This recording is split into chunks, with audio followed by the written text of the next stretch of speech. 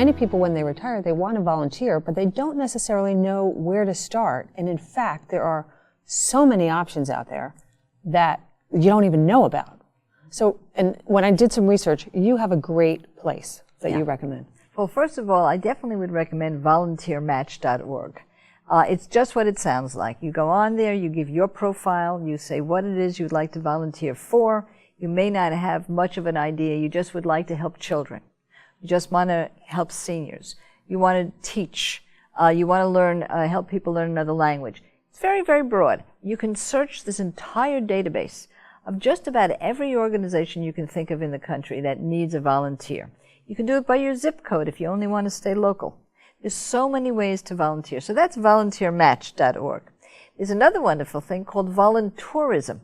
If you go into professionals in the travel industry, there's a whole section called Volunteerism.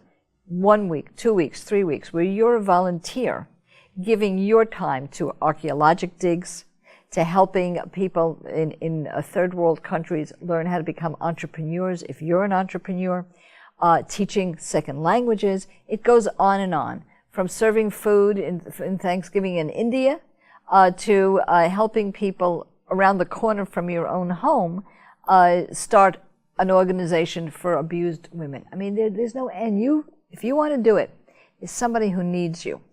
And volunteermatch.org is just one place to start. Very, very important. I went on there last night, again, while I was preparing for this. Phenomenal. Really, I was ready to sign up for a whole bunch of things. Yeah, let me make a pitch. When I did this, I decided I was going to volunteer for seniors because that's who I am. Guess what? I found something I never knew existed, an organization called Good Grief for children who have lost their parents early in life. I was one of those children.